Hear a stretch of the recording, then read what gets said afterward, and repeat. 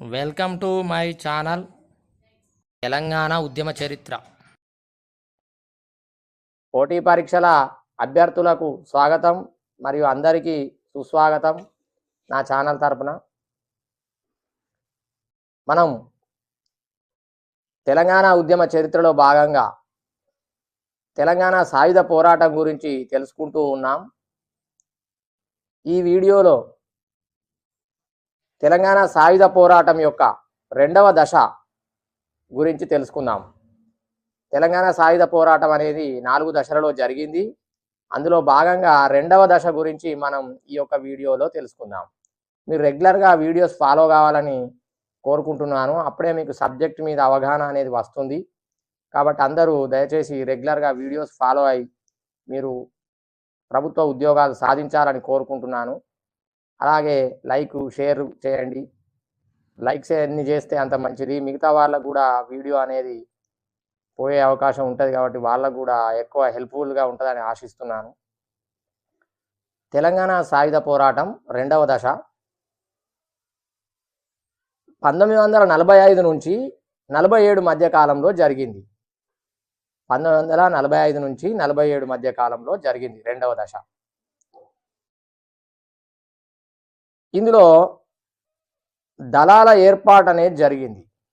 దళాల ఏర్పాటు సాయుధ పోరాటం కొరకు కమ్యూనిస్టులు అనేక గ్రామ రక్షణ దళాలను ఏర్పాటు చేశారు. రెండవ దశలో సాయుధ పోరాటం కొరకు కమ్యూనిస్టులు అనేక గ్రామ రక్షక దళాలను ఏర్పాటు చేశారు. ఒక్కొక్క దళంలో 20 మంది నుంచి 30 మంది వరకు సభ్యులు ఉంటారు.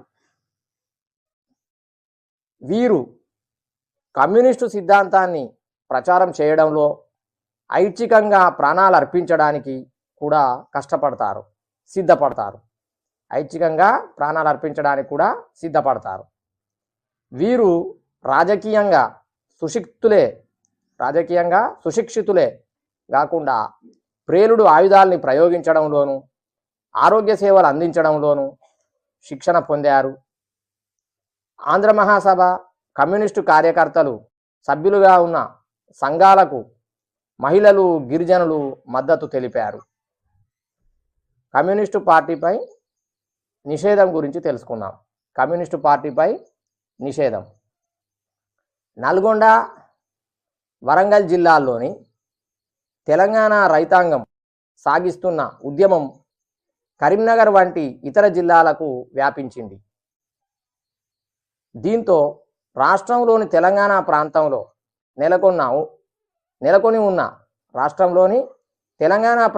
నెలకొని ఉన్న తీవ్రమైన ఉద్రిక్తతను నిజాం ప్రభుత్వం గుర్తించింది.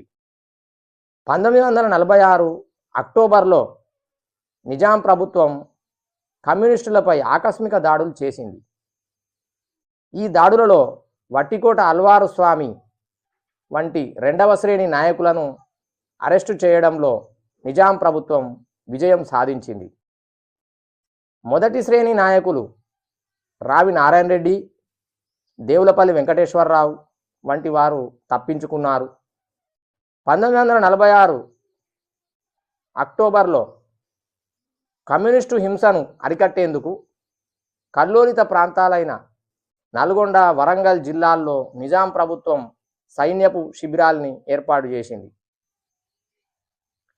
పరిస్థితులు విషమించడంతో ఆంధ్ర మహాసభ కమ్యూనిస్టు పార్టీలు తమ ప్రధాన కేంద్రాల్ని విజయవాడకు తరలించారు.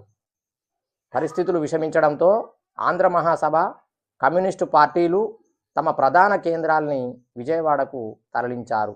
చాలా ఇంపార్టెంట్, అభ్యర్థులు గుర్తుంచుకోగలరు. అప్పట్లో విజయవాడను స్టాలిన్ గ్రాడ్గా పిలిచేవారు. ఎందుకంటే విజయవాడ నుంచి ఆయుధ సామాగ్రిని సేకరించేవారు. కావున స్టాలిన్ గ్రాడ్ అని పిలవడం జరిగింది. ఈ నేపథ్యంలో 1946 నవంబర్లో నిజాం ప్రభుత్వం కమ్యూనిస్టు పార్టీపై నిషేధం ఈ నేపథ్యంలో 1946 నవంబర్లో నిజాం ప్రభుత్వం కమ్యూనిస్టు పార్టీపై నిషేధం విధించింది.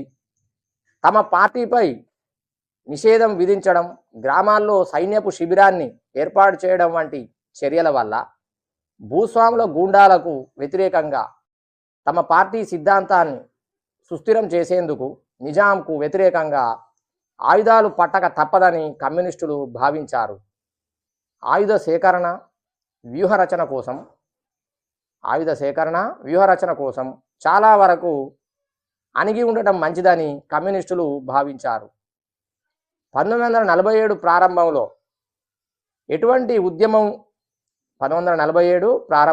ఎటువంటి ఉద్యమ సందడి లేనందున ఉద్యమం చల్లబడిపోయిందని ప్రభుత్వం భావించి గ్రామాల నుంచి సైన్యాన్ని ఉపసంహరించుకుంది. తెలంగాణ సాయుధ పోరాటం మూడవ దశ గురించి తెలుసుకుందాం. తెలంగాణ సాయుధ పోరాటం మూడవ దశ 1947 నుంచి 1948 సెప్టెంబర్ 17 వరకు జరిగింది. బ్రిటిష్ ఇండియా ప్రభుత్వం 1947 ఆగస్టు 15 నాటికి భారతదేశానికి స్వాతంత్రం ఇస్తుందని, సంస్థానాలు వాటి అభిప్రాయాలు తెలపాలని కోరింది. 1947 జూన్ 12న నిజాం ఉస్మాన్ అలీ ఖాన్ 1911 నుంచి 1948 వరకు ఇతడు పరిపాలన చేశాడు. నిజాం ఉస్మాన్ అలీ ఖాన్ తాను సర్వస్వతంత్రుడని ప్రకటించుకున్నాడు. దీంతో ప్రజలలో ఆందోళనలు కలిగాయి. విలీనం కావాలని స్వామి రామానంద తీర్థ నాయకత్వాన హైదరాబాద్ జాయిన్ ఇండియా ఉద్యమాన్ని చేపట్టింది. స్వామి రామానంద తీర్థ నాయకత్వాన హైదరాబాద్ జాయిన్ ఇండియా ఉద్యమాన్ని చేపట్టింది విలీనం కావాలని. ఎంఐఎం అను సంస్థ కాసిం రజ్వీ నాయకత్వాన రజాకార్లు అనబడే పారామిలిటరీ దళాన్ని ఏర్పాటు చేసింది. ఎంఐఎం అను సంస్థ కాసిం రజ్వీ నాయకత్వాన రజాకార్లు అనబడే పారామిలిటరీ దళాన్ని ఏర్పాటు చేసింది. ఈ పారామిలిటరీ దళం హిందువుల్లో భయభ్రాంతుల్ని సృష్టించాలని ప్రయత్నించి అనేక హింసాత్మక చర్యలకు పాల్పడింది. ఈ రజాకార్ల దుశ్చర్యల్ని కాంగ్రెస్ పార్టీ బహిరంగంగా ఎదుర్కోలేకపోయింది. రజాకార్లు పెట్టే బాధలకు గ్రామాల్లోని ప్రజలు తట్టుకోలేకపోయారు. రాష్ట్ర కాంగ్రెస్ పార్టీ పట్టణాలకే పరిమితం కావడం వల్ల ప్రజలను ఏ విధంగా ఆదుకోలేదు.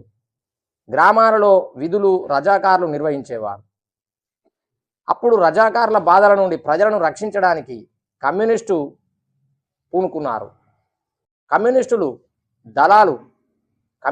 దళాలు సాయుధ రజాకార్లకు ఏమాత్రం తీసిపోలేదు. కమ్యూనిస్టులు సాయుధ తిరుగుబాటును చేపట్టాలని నిర్ణయించారు. ఈ నిర్ణయం తీసుకున్న తర్వాత 1947 ఏప్రిల్ 21 నుండి కమ్యూనిస్టులు ఆంధ్ర మహాసభను వదిలిపెట్టి కమ్యూనిస్టు పార్టీ పేరుతో సాయుధ పోరాటమును ప్రారంభించారు. 1947 ఏప్రిల్ 21 నుండి కమ్యూనిస్టులు ఆంధ్ర మహాసభను వదిలిపెట్టి కమ్యూనిస్టు పార్టీ పేరుతో సాయుధ పోరాటమును ప్రారంభించారు. పోరాట లక్ష్యాలు చూసినట్టయితే, దొడ్డి కొమరయ్య అమరత్వం తర్వాత ప్రజల్లో ఉప్పొంగిన సమరోత్సాహాన్ని గ్రహించిన కమ్యూనిస్టు పార్టీ ఆంధ్ర మహాసభ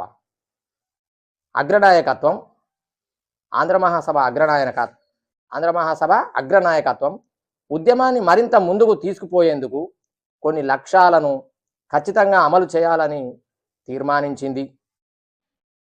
ఈ నేపథ్యంలో మజ్లిస్ ఇత్తెహాదుల్ ముస్లిమీన్ అనుబంధ సంస్థ అయిన రజాకార్లను, పోలీసులను గ్రామాలపైకి పంపి ఉద్యమాన్ని అణచివేయాలని నిశ్చయించుకున్న ప్రభుత్వం దాడులను ముమ్మరం చేసింది. ప్రభుత్వం దాడుల నుంచి తమను తాము కాపాడుకోవడానికి తప్పని పరిస్థితులలో కమ్యూనిస్టులు సాయుధ గెరిల్లా దళాలను ఏర్పరచుకొని ప్రతిఘటనకు సంసిద్ధమయ్యారు. అయినప్పటికీ నిజాం ప్రభుత్వానికి, పెద్ద భూస్వాములకు, రజాకార్లకు వ్యతిరేకంగా సాగుతున్న సాయుధ పోరాటం కొంతకాలం స్తబ్దంగా ఉండిపోయింది. భారతదేశం స్వాతంత్రం పొందడం, నిజాం రాజ్యం స్వతంత్రంగా ఉండడం గురించి తెలుసుకుందాం. భారతదేశం స్వాతంత్రం పొందడం, నిజాం రాజ్యం స్వతంత్రంగా ఉండటం గురించి తెలుసుకుందాం. 1947 ఆగస్టు 15వ తేదీన దేశం స్వాతంత్రం పొంది జవహర్లాల్ నెహ్రూ ప్రధానమంత్రిగా కేంద్రంలో కాంగ్రెస్ మంత్రివర్గం ఏర్పడింది. చిన్నవి పెద్దవి అయిన సంస్థానాల్లో నిజాం సంస్థానం తప్ప అన్ని సంస్థానాలు కొన్ని షరతులతో భారత యూనియన్లో చేరడానికి భారత ప్రభుత్వంతో ఒప్పందం చేసుకున్నాయి. కానీ నిజాం మాత్రం ఒప్పుకోక తన సంస్థానాన్ని ఒక స్వతంత్ర రాజ్యంగా ప్రకటించుకున్నాడు. తన ప్రభుత్వం కూలిపోతే వచ్చేది హిందువుల రాజ్యం కాబట్టి ముస్లింలకు తగిన స్థానం ఉండదని భ్రమించిన నిజాం కాసిం రజ్వీని పరోక్షంగా ప్రోత్సహించి రజాకార్ సైన్యానికి బాహాటంగా ఆయుధాలను సరఫరా చేయించాడు. దీన్ని ఆసరాగా తీసుకున్న కాసిం రజ్వీ కమ్యూనిస్టు పార్టీ నిర్మూలనే తన ధ్యేయంగా కాసిం రజ్వీ తెలంగాణలోని ప్రతి పల్లెల్లో రజాకార్ల క్యాంపులను ఏర్పరిచి భయంకరమైన దురాఘాతాలకు అకృత్యాలకు తెరదీశాడు. ఈ రజాకార్ దాడులకు నిజాం అసమర్థ పాలనకు వ్యతిరేకంగా భూస్వామ్య వ్యవస్థ నిర్మూలనకు గాను 1947 సెప్టెంబర్ 11న కమ్యూనిస్టులు మరొకసారి అధికారికంగా తెలంగాణలో సాయుధ రైతాంగ పోరాటానికి పిలుపును ఇచ్చారు. పోరాట ఆశయాలు సాధించడానికి నిజాం పోలీసులు రజాకార్ల దాడుల నుంచి తమను తాము కాపాడుకోవడానికి, ప్రజలను రక్షించడానికి ప్రజల సహాయ సహకారాలతో వివిధ స్థాయిల్లో సాయుధ గెరిల్లా దళాలను ఏర్పరచుకున్నారు. అవి గనక చూసినట్టయితే 1 గ్రామ రక్షక దళాలు, 2 నిర్మూలన దళాలు, 3 గెరిల్లా సాయుధ దళాలు. గ్రామ రక్షక దళాలు, నిర్మూలన దళాలు, గెరిల్లా సాయుధ దళాలు అని చెప్పేసి 3 రకాలైన రక్షణ దళాలను ఏర్పాటు చేసుకోవడం అనేది జరిగింది కమ్యూనిస్టులు. గెరిల్లా సాయుధ దళాల్లో 10 నుంచి 25 వరకు సభ్యులు ఉండేవారు. ఇలాంటి ఇంపార్టెంట్ పాయింట్స్ కూడా అప్పుడప్పుడు కాంపిటీషన్ ఎగ్జామ్స్లో వచ్చే అవకాశం ఉంది కాబట్టి వీటిని గుర్తుంచుకోవాలి. సంఖ్య కూడా నిజాం ఒకవైపు దౌర్జన్యం సాగిస్తూ మరోవైపు తన ప్రధాని చెత్తారి నవాబ్ ద్వారా ఇండియన్ యూనియన్ సంధి రాయబారం కొనసాగించాడు. నిజాం ఉస్మాన్ అలీ ఖాన్ భారత ప్రభుత్వంతో యథాతథ స్థితి ఒప్పందమును 1947 నవంబర్ 29న కుదుర్చుకున్నాడు. ఈ ఒప్పందంతో భారత సైన్యం హైదరాబాద్ నుంచి విరమించుకుంది. యూనియన్ సైన్యం విరమణ తర్వాత ప్రజలపై నిజాం సైన్యం లేదా రజాకార్లు చేసే దౌర్జన్యానికి ఎదురు లేకుండా పోయింది.